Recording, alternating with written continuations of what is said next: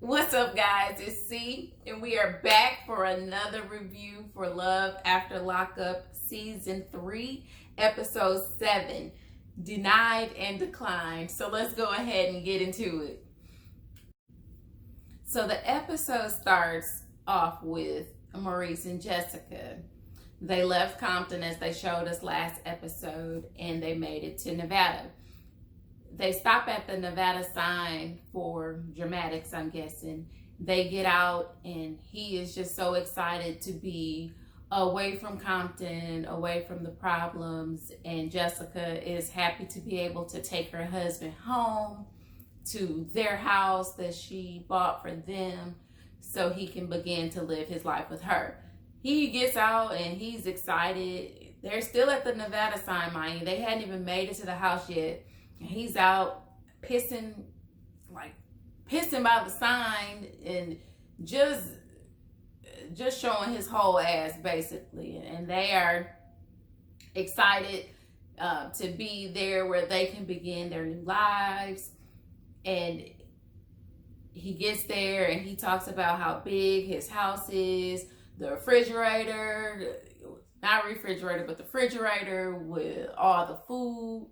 And the pantry was full, and she even offers him vodka. So they start drinking, and he's just excited to be there, and she's excited to have him there.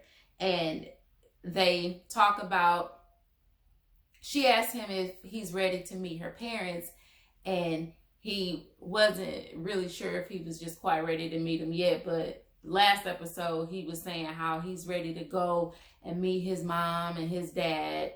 But this episode, all of a sudden, he wasn't really sure and he was nervous or whatnot. But that is to be expected.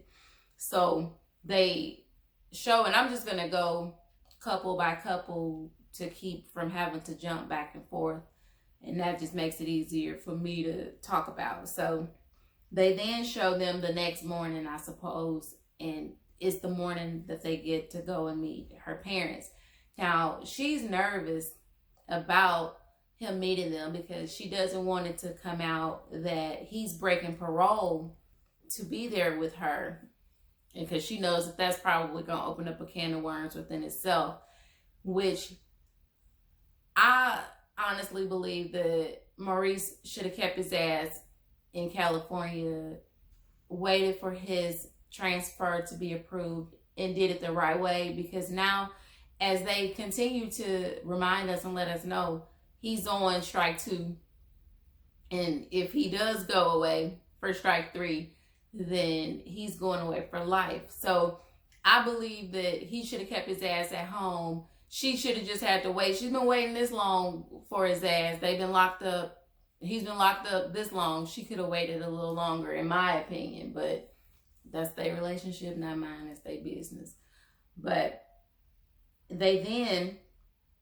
I also didn't like how he tried to use her comfortability as an excuse to leave when you just wanted to get out of California and was ready to go see this new lifestyle that Jessica provided for you.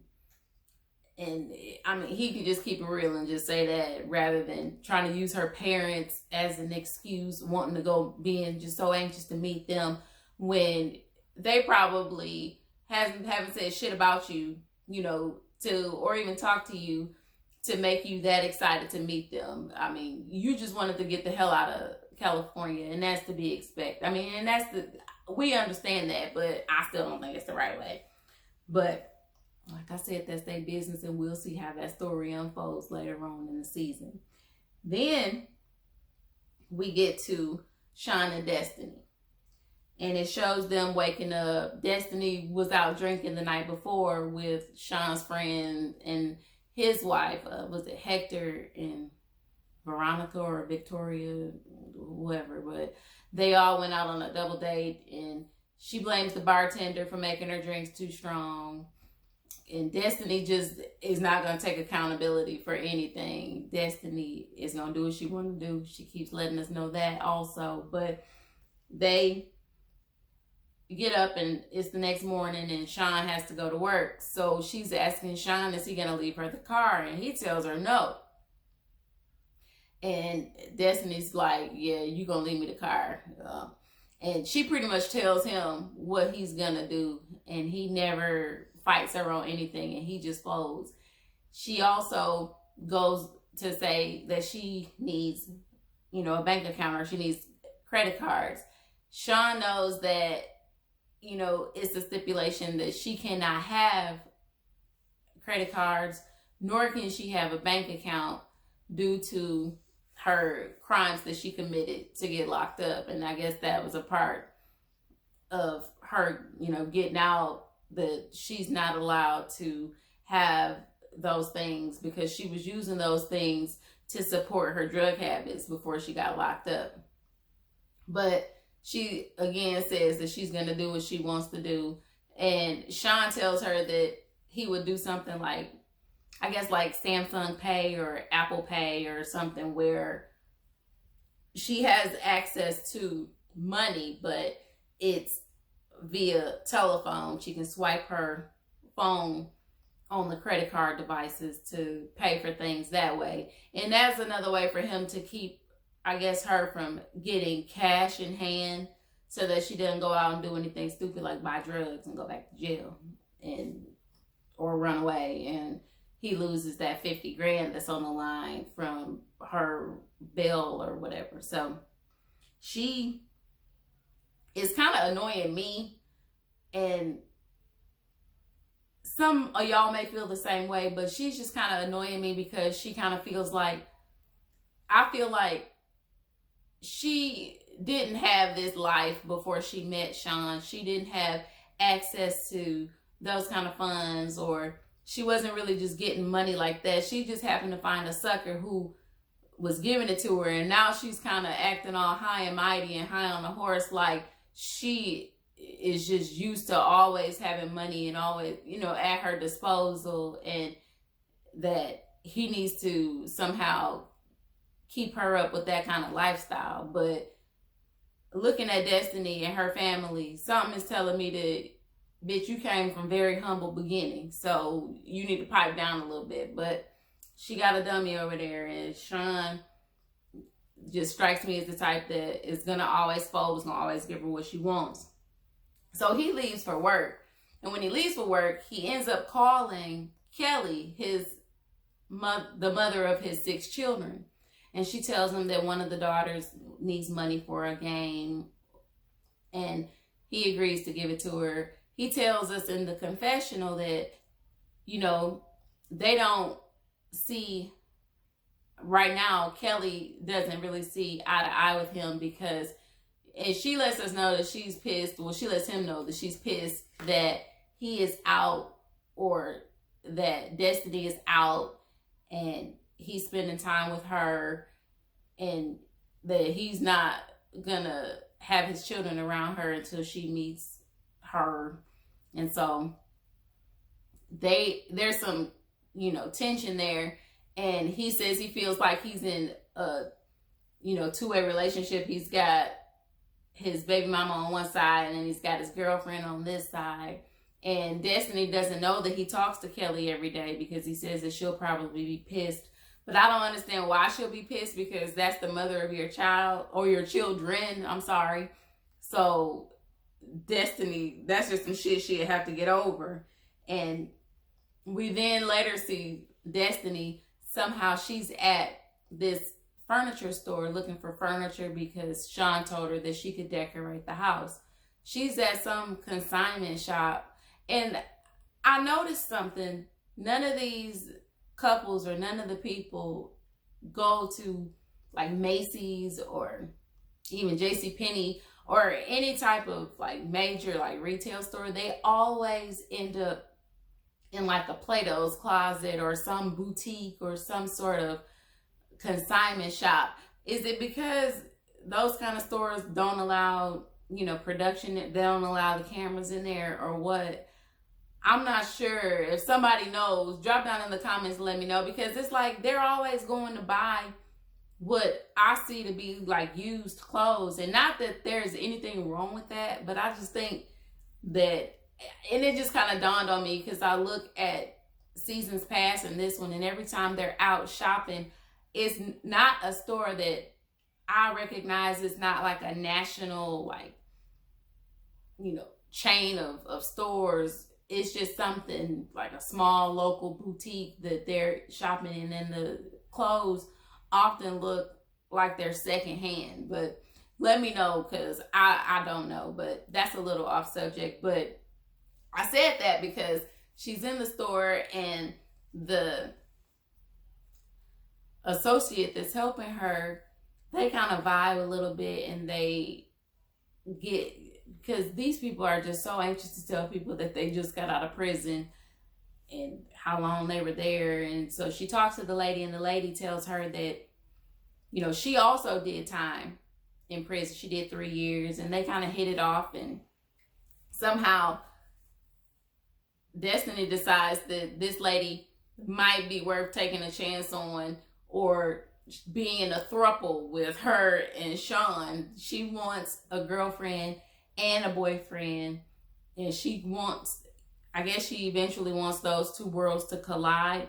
But the girl seemed with it. She seemed down, and Destiny told her she was going to take her on a date. But I don't know how the hell she's going to take her on a date, because when she tried to pay for the stuff that she was buying, her card was declined, or the phone was declined, or whatever. So she called Sean, pissed off, because she was halfway embarrassed that her shit didn't work. And so Sean just kind of acted like he didn't know. He's like, what, really? Like, he didn't say, I'm gonna fix it or whatever. She was just like, I'll see you when I get home. And she hung up the phone pissed off because her shit got declined. I think that Sean is not as dumb as he looks, and he is trying to control this situation with the money. He doesn't want to give her too long of a leash, because he doesn't want her to run off or do anything that's going to cause him to lose that money. Because like he said, he's tapping into 401ks. He's tapping into funds that are meant for his children, and he's using this shit on Destiny. So he's got to make sure that it doesn't get flushed completely down the toilet. But I mean, something's telling me the shit ain't gonna last, but we will see. Then we go on to Quaylen and Chevelle. Now, Quaylen is 3 days out at this point. He gets to see his sister for the first time, and they have an emotional reunion because he hadn't seen her in 12 years. They embrace, and, her and mom come over, and they're happy to see him. So they take him away to go and buy clothes, because they're throwing him a welcome home party, and I think Chevelle is throwing it at her people. So he goes with his mom and his sister to what looks to be a consignment shop to get clothes to wear for the party. So while they're there, the sister kind of uses this as an opportunity to kind of get Quaylen to the side to see if he is really serious about Chevelle. And he does let her know that he thinks that Chevelle is the one. And the sister thinks that he needs to come to Houston because they have prepared this life there for him where they feel he won't get in trouble. But if I recall, it's crime in Houston also. I mean, there's crime everywhere, but they just try to make it seem like Houston is just so much more above Kansas City as far as him being able to fall back in trouble goes. But he has to have in his mind that he does not want to get in trouble. And he says that Chevelle and her daughter are motivating factors to keep him out of trouble. So they go ahead, and while they're there, it looks like Chevelle has called her brother or play brother to go with her somewhere, which happened to be a car lot. So she is taking him to the car lot with her because she's buying Quaylen a car. So the brother is kind of bugging out because he's like, okay, why are you buying him a car? And it didn't come off to me as him hating, because I could see how on one hand people will think that the brother was hating or whatever. And then since he doesn't appear to be her real brother, I think that, it could come from a place of hate. One could see it that way. But I think that he honestly feels like Chevelle is doing way too much, way too fast. He's only been out 3 days. Like, he asked her, what has he shown you to deserve a car? And she just says that, she doesn't think that he is going to do anything crazy, that, she knows what she's doing, basically, to mind his own damn business. So he is pissed off and he leaves. He's like, I think that she is crazy. What if he uses this? He could use this as an escape vehicle to go on to Houston. And you just bought him an escape vehicle. But she doesn't see it that way. And she just wants the brother to trust her judgment. I wouldn't have done it. But then again, I don't know if I would date a man for years in prison either and allow my daughter to call him daddy. But that's just me. That Chevelle gonna live her life and I'm gonna live mine a little different. But hey, that's what makes the world go round. So we gonna leave them be. If the brother was making some good ass points though, in my opinion, do y'all think that he was just being, a hater and that he needed to let her do what she wanted to do? Or do you think that, he did come from a good place trying to convince her not to spend that $5,000 on that truck? Well, we'll see what happens sooner or later. Then we get to Scott and Lindsay. So Scott finally gets to talk to Lindsay. They show him, first of all, ironing. And he was ironing on the kitchen counter, on the granite countertop. He can't afford no ironing board. But, hey, to each his own. I mean, hey, you got to use what you got. So he was ironing. And so the phone rang. And, I mean, he was, like, tripping. Like, oh, it's Lindsay. It's Lindsay. Hey, Lindsay. Hey, what happened? What happened? So, overbearing as F. So Lindsay was like, well, I got in trouble. The guard said that I got smart with her. I was packing up to leave and then they told me I couldn't leave because they said that I got smart with the guard. And he was like, well, did you? She was like, no, I didn't even get smart with her. And I'm thinking Lindsay is just stalling. She probably did get smart with the lady because she knew that would add some extra time onto her sentence. And so as of now, they do not have like a set release date. So they're kind of back to square one at this point. And so she kind of hints at needing money. And he asks her, he's like, so you're going to need more money? And she's like, I have a little bit, but I'll probably need some more later. Love you, bye. And so she hangs up. He tells us that he is not quite sure if she's being forthcoming or not. But I'm just thinking that she is just trying to stall as long as she can because she does not want to be in the physical presence of Scott, because Scott is definitely not Lindsay's cup of tea. And you can tell by the way she talks that he is not.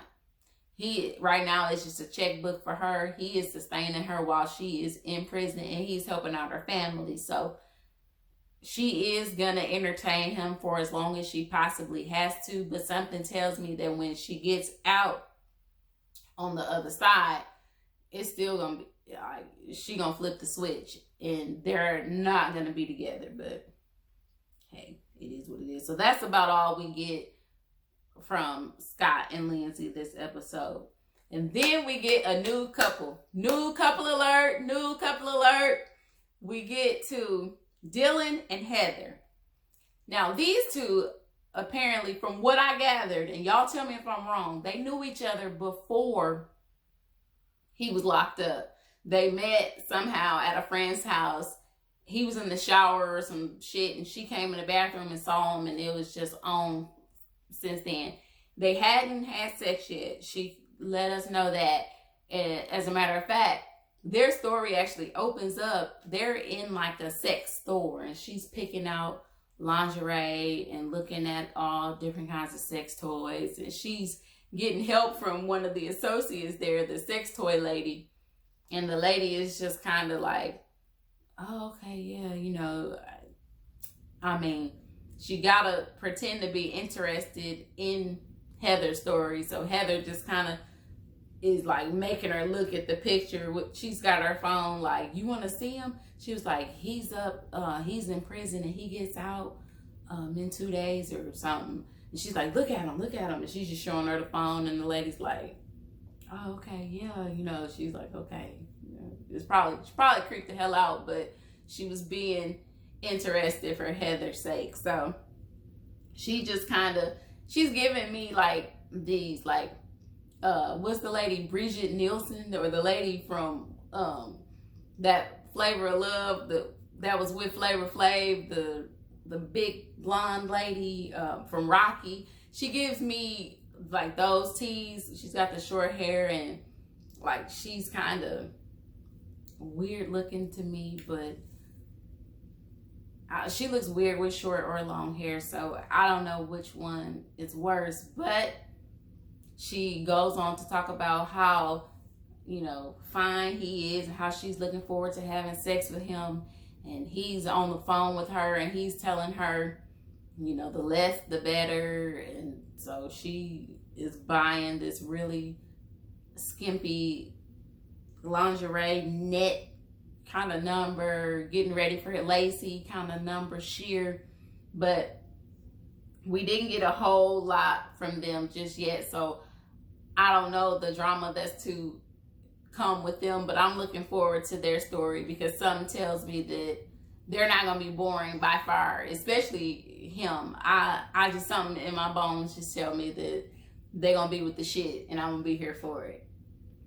So then we go to John and Christiana. Now their segment almost brought a few tears to my eyes, because we saw a side of Tammy, Christiana's mom, that we had never saw.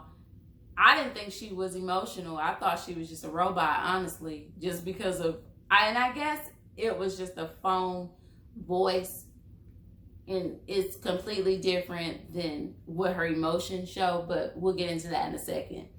We get to John. John goes to pick up Christiana from the halfway house. They're happy to see each other, and John is concerned because he knows that some of the crowd that Christiana ran with at one point is also at the halfway house. And so he's kind of worried about her and her sobriety, but he believes that she can handle it.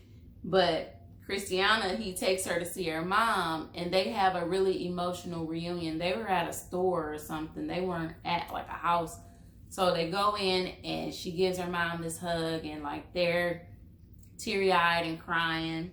And her mom is very happy to see her, surprisingly, just because it just sounded different over the phone. And her mom does let us know that Christiana has spent more than half of her life behind bars, so it's really hard for me to know if she's serious about staying out.